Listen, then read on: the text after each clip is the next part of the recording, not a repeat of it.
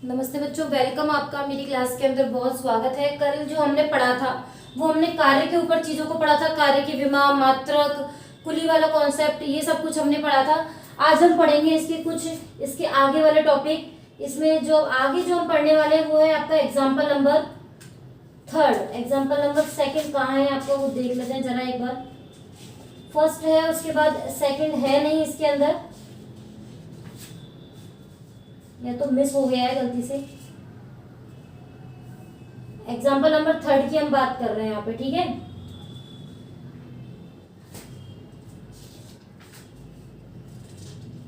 चलिए, क्वेश्चन है आपका ये। अब आप देख लेना ये एग्जाम्पल नंबर 2 है या 3 है, ठीक है। बुक में एग्जाम्पल नंबर 3 दिया हुआ है, 2 मुझे पता नहीं है इसके अंदर। कोई साइकिल सवार ब्रेक लगाने पर फिसलता हुआ 10 मीटर की दूरी पर जाकर रुकता है। दूरी कितनी दी हुई है? 10 मीटर। 10 मीटर की दूरी पर जाकर वो रुक रहा है। इस प्रक्रिया की अवधि में सड़क द्वारा साइकिल पर लगाया गया बल आपको कितना दिया हुआ है? 200 मीटर, ठीक है। नहीं, 200 मीटर कैसे हो सकता है? 200 न्यूटन। बल कितना है? 200 न्यूटन लगाया हुआ है, जो उसकी गति के विपरीत है। विपरीत है, ओके। मतलब जो एंगल है, एंगल कितना बता दिया है इसने? 180 डिग्री आपको एंगल बता दिया है कि एंगल 180 डिग्री है। तो उसकी गति के विपरीत पहला है, सड़क द्वारा साइकिल पर कितना कार्य किया गया। सड़क द्वारा साइकिल पर कितना कार्य किया गया। बी क्या है? बी आपको बोल रहा है कि साइकिल द्वारा सड़क पर कितना कार्य किया गया, ठीक है। तो ये दोनों का इनवर्स है एक तरीके से। W इक्वल टू क्या होता है? F dot S, F S cos 180। जब आप इसको सॉल्व करोगे तब क्या आएगा? देखिए, F कितना है? 200, S कितना है? 10 कॉस 180, मतलब ये आ गया माइनस के 2000 जूल। कितना आ गया? माइनस के 2000 जूल। तो ये तो पहला कार्य हो गया सड़क द्वारा साइकिल पर। ये कौन सा हो गया? सड़क द्वारा साइकिल पर। दूसरा क्या पूछा? साइकिल द्वारा सड़क पर। तो क्रिया प्रतिक्रिया लगेगा ना इसके अंदर, कि इसने माइनस 2000 जूल लगाया है तो उसने इसका रिवर्स में क्या लगाया होगा? 2000 जूल। तो पहले का आंसर माइनस के 2000 जूल है, तो दूसरे का हो गया 2000 जूल। नोट कर लीजिए इसको, एग्जाम्पल नंबर 3 को।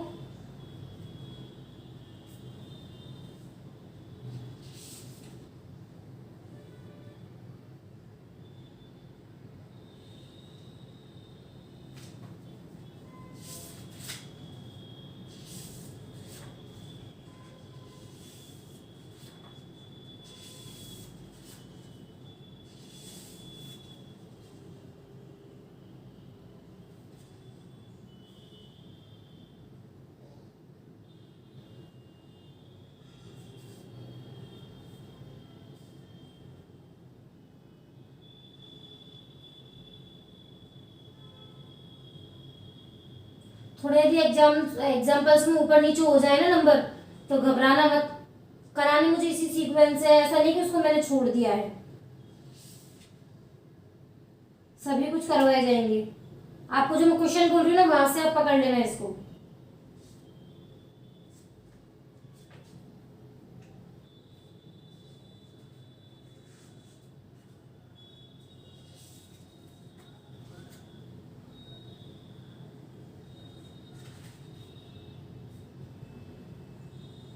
फिर दिया हुआ है कि एग्जाम्पल नंबर 5, कोई स्त्री खुरदरी सतह वाले रेलवे स्टेशन पर, देखिए क्या है ये, कि कोई स्त्री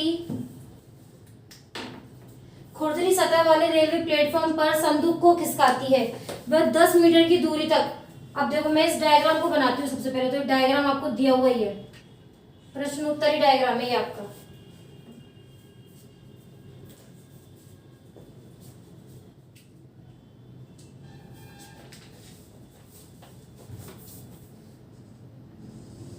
ये लीजिए, ये है वो पॉइंट, ये है बल न्यूटन में। ये आपको 50 दिया हुआ है, ये आपको 100 न्यूटन दिया हुआ है, ठीक है। यहाँ ये आपको 10 मीटर, ये हो गया 20 मीटर, और ये जो फोर्स हो गया बिल्कुल इसके बराबर में माइनस के 50 न्यूटन, ठीक है। तो 50 न्यूटन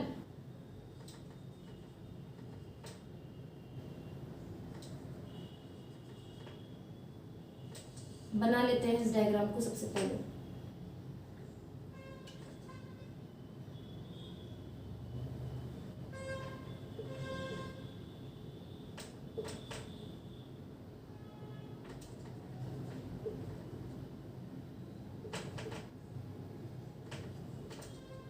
तो देखो क्या दिया हुआ है, कोई स्त्री खुरदरी सतह वाले रेलवे प्लेटफॉर्म पर संदूक को खिसकाती है, वह 10 मीटर की दूरी तक 100 न्यूटन के फोर्स से। उसके पश्चात वह थक जाती है तो वो क्या करती है, 20 मीटर तक वो 50 न्यूटन का कर लेती है अपना फोर्स, मतलब थकने के बाद वो अपना फोर्स कम लगाती है। संदूक को 20 मीटर खिसकाया गया है। स्त्री द्वारा संदूक पर आरोपित बल और घर्षण बल जो कि 50 न्यूटन है, दोनों ही बिल्कुल कितने दे रखे हैं, सेम। तो ग्राफ खींचिए, ये रहा ग्राफ बन गया है अच्छे तरीके से।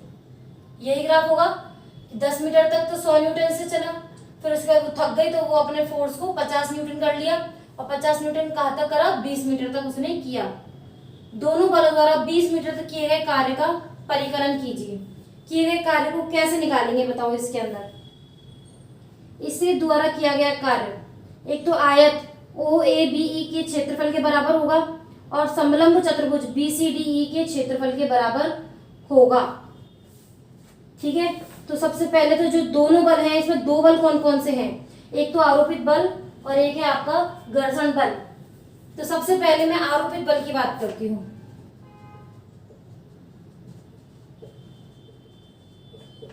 आरोपित बल, तो इस चतुर्भुज, ये मतलब ऊपर वाला एरिया पूरा, इसका हमको क्षेत्रफल निकालना है। OABCD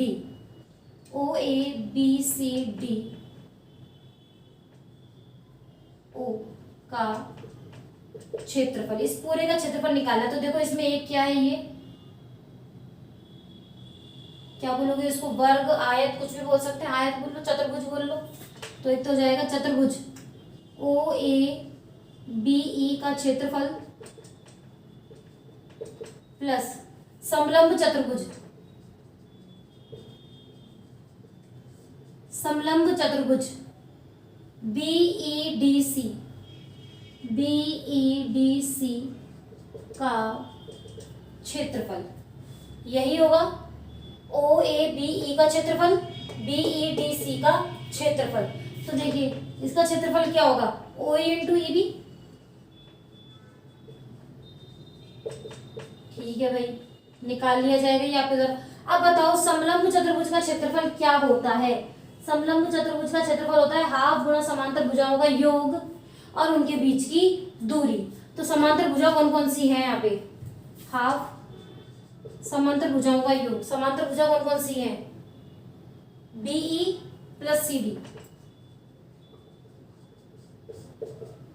और ये अंतर BC।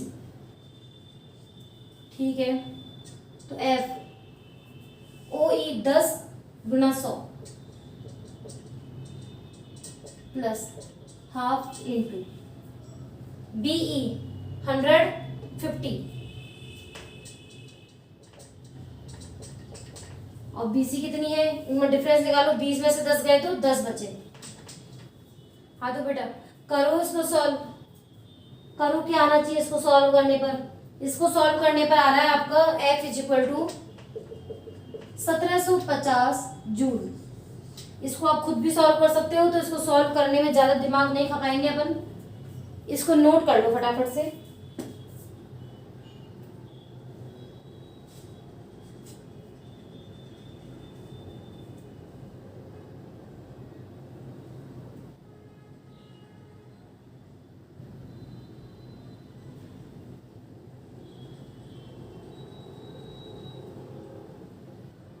फिर हम देखते हैं घर्षण द्वारा किया गया कार्य, कि घर्षण द्वारा किए गए कार्य को हम किस टाइप से निकाल सकते हैं। तो देखो नीचे एक लाइन बनी हुई है घर्षण द्वारा निकालने के लिए, अब वो लाइन क्या है, माइनस की है। ठीक है, चलो निकालते हैं। घर्षण द्वारा किया गया कार्य, ये आरोपित बल द्वारा है,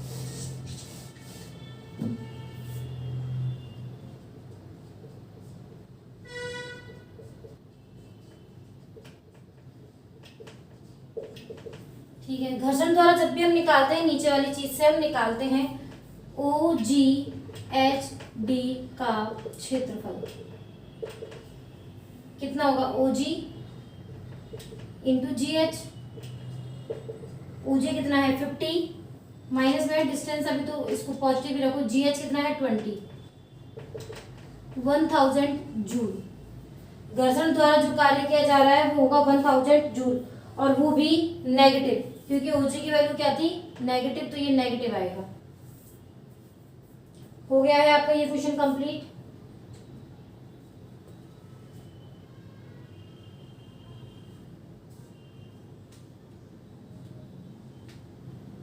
नोट डाल के लिखिए, कार्य एक अदिश राशि है। कार्य एक अदिश राशि है।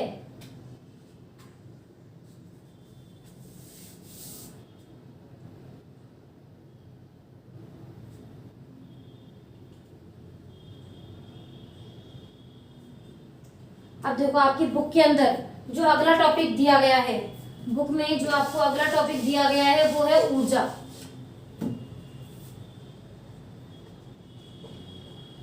बुक में अगला टॉपिक हमें क्या दिया गया है, ऊर्जा।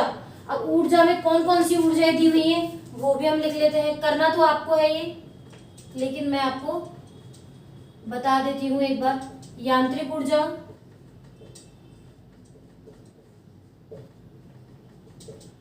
आंतरिक ऊर्जा,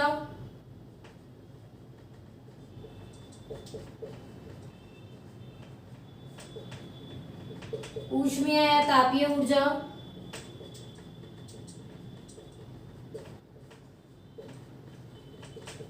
रासायनिक ऊर्जा, फिफ्थ लिखिए विद्युत ऊर्जा,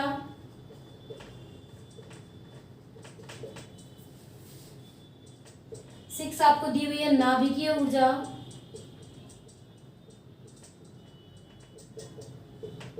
सेवंथ है प्रकाश ऊर्जा,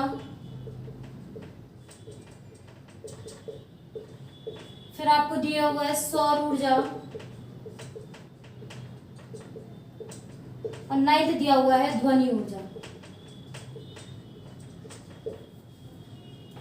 ये ऊर्जाओं के प्रकार है।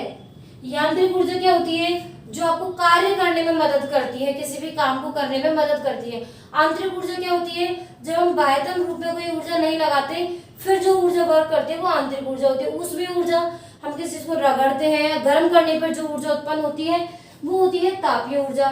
रासायनिक ऊर्जा, कोई भी हम केमिकल कंपाउंड्स क्रिएट कर रहे हैं, रासायनिक अभिक्रिया कर रहे हैं, उस टाइम पे जो एनर्जी निकलती है वो रासायनिक ऊर्जा होती है। विद्युत ऊर्जा, विद्युत ऊर्जा सबको पता है, बल्ब जल रहा है, लाइट जल रही है, सब विद्युत ऊर्जा का ही रूप है। नाभिकीय ऊर्जा कि जो हम रासायनिक अभिक्रिया करते हैं तो नाभिकीय विखंडन, नाभिकीय संलयन होता है ना, नाभिक टूट जाते हैं या कई नाभिक जुड़ जाते हैं फिर नया नाभिक बनाते हैं, तो वो नाभिकीय विखंडन संलयन होता है। उसमें जो एनर्जी रिलीज होती है वो नाभिकीय ऊर्जा होती है। प्रकाश ऊर्जा, प्रकाश स्रोत से हमें जो ऊर्जा प्राप्त होती है, सूर्य से जो ऊर्जा हमें प्राप्त होती है वो प्रकाश ऊर्जा होती है। अब प्रकाश ऊर्जा और विद्युत ऊर्जा लगभग एक जैसी लग रही है ना अब आपको, विद्युत ऊर्जा, प्रकाश ऊर्जा, सौर ऊर्जा। सौर ऊर्जा तो सीधा सीधा सूर्य से रिलेटेड है कि जब सूर्य की एनर्जी हमको मिलेगी तब तो वो सौर ऊर्जा होगी, ठीक है। प्रकाश ऊर्जा क्या होगी, प्रकाश ऊर्जा होगी कि जब कोई लाइट जल रही है, बल्ब जल रहा है, उसके थ्रू हमें मतलब कि किसी विद्युत कारण से जो ऊर्जा उत्पन्न हो रही है, बल्ब है किससे चलता है, विद्युत से चलता है ना, तो विद्युत की वजह से जो हो रहा है वो प्रकाश ऊर्जा है। और विद्युत ऊर्जा क्या है कि जब इलेक्ट्रॉन के प्रवाह के कारण हमें झटके लगते हैं, हमें करंट लगता है या हमें झंझनाहट होती है या कोई भी काम जो सिर्फ इलेक्ट्रॉन फ्लो की वजह से होता है वो विद्युत ऊर्जा के अंदर आता है। फिर ध्वनि ऊर्जा, हमारे कान इतने संवेदनशील होते हैं कि जब कोई इंसान कुछ बोलता है तो उसकी जो तरंगे हैं वो हमारे कान तक पहुंचती है, और फिर जो झिल्ली होती है वो हमको सुनने की क्षमता प्रदान करती है और हमें पता चलता है उन तरंगों के माध्यम से कि वो बंदा या बंदी क्या बोलना चाह रही है, क्या वो बोल रही है। तो ये है ध्वनि ऊर्जा। ये सारे आपको खुद लिखने हैं, कहाँ से ढूंढ के करने हैं वो आपको खुद देखना है, ठीक है। इतना इतना सा काम तो आप करोगे ना, ये चीज तो आप आंसर निकाल सकते हो। एनसीईआरटी की बुक में तो इतना अच्छे तरीके से मैटर नहीं मिलेगा, लेकिन यदि आप खोजोगे तो काफी ऐसे सोर्स मिल जाएंगे जहां से ये आपको लिखने हैं। ज्यादा नहीं, दो दो लाइनें लिखनी है सिर्फ इसकी, ठीक है। दो दो लाइनें याद रखनी है, काम हो जाएगा इसका। फिर हम बात करते हैं गतिज ऊर्जा के ऊपर कि गतिज ऊर्जा क्या होती है मेनली। इनको नोट करना चाहो नोट कर लो पहले।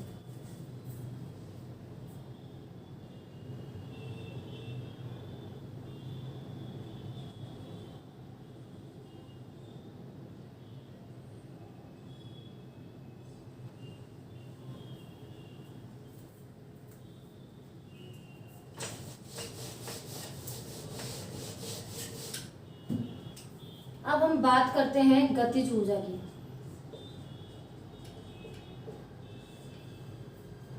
गतिज ऊर्जा लिखिए इसके अंदर, किसी वस्तु की वह ऊर्जा, किसी वस्तु की वह ऊर्जा जो उसकी गति के कारण उत्पन्न होती है, किसी वस्तु की वह ऊर्जा जो उसकी गति के कारण उत्पन्न होती है गतिज ऊर्जा कहलाती है तथा इसे के से व्यक्त किया जाता है। के से व्यक्त किया जाता है। अब देखिए बेटा, के जो होती है फॉर्मूला होता है हाफ mv²। ध्यान रखना है आपको, गतिज ऊर्जा का जो सूत्र होता है हाफ mv²। यहाँ जो m है मास है, मतलब कि द्रव्यमान है। v यहाँ पर क्या है, वेलोसिटी है, मतलब कि वेग है। और k क्या है, यहाँ पर काइनेटिक एनर्जी है, गतिज ऊर्जा। अब हम इसके मात्रक की बात करें तो मात्रक क्या हो जाएगा, द्रव्यमान का किलोग्राम मीटर पर सेकंड का होल स्क्वायर। तो क्या हुआ, किलोग्राम इंटू मीटर स्क्वायर पर सेकंड स्क्वायर, यही होगा इसका मात्रक, किलोग्राम इंटू मीटर स्क्वायर पर सेकंड स्क्वायर। कोई और भी मात्रक हो सकता है कि ऊर्जा है ना, तो जूल भी हो सकता है। दूसरा जो इसका मात्रक होगा वो क्या होगा, जूल। कार्य का मात्रक भी जूल होता है और गतिज ऊर्जा का मात्रक भी हम जूल लिख सकते हैं। अब हम इसकी विमा की बात करें तो देखिए क्या होगी, हाफ तो छोड़ ही देते हैं, द्रव्यमान का क्या होता है m, वेलोसिटी, बट इसका स्क्वायर भी है, देखो m/L2t-2। क्या इसकी जो विमा है वो कार्य के बराबर आ रही है, बिल्कुल। इसकी विमा और कार्य में कोई भी अंतर नहीं है, बिल्कुल सेम है, नोट कर लीजिए इसको।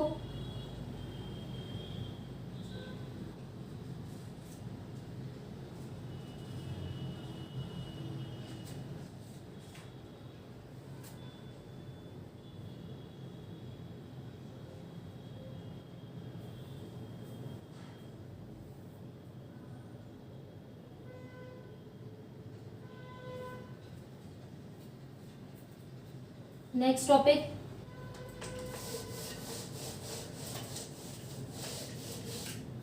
स्थितिज ऊर्जा।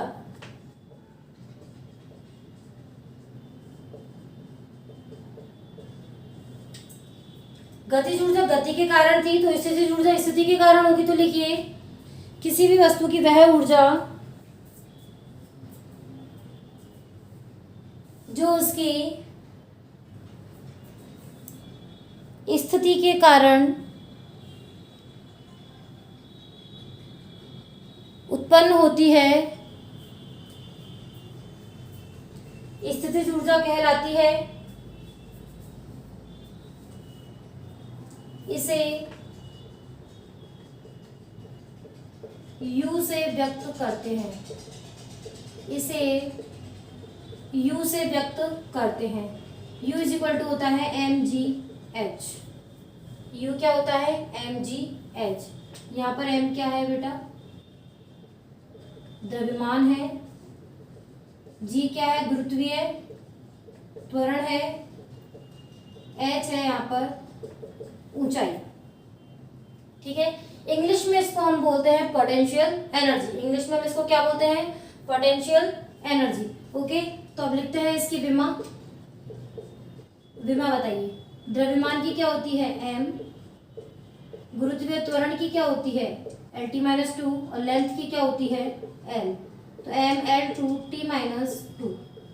देखो इसकी विमा भी कार्य के बराबर है, मात्रक की बात की जाए तो पहला तो जूल होता ही है, ठीक है। दूसरा यदि निकालोगे तो मास का किलोग्राम मीटर पर सेकंड स्क्वायर इंटू मीटर, मतलब कि किलोग्राम इंटू मीटर स्क्वायर पर सेकंड स्क्वायर। नोट कर लीजिए इसको।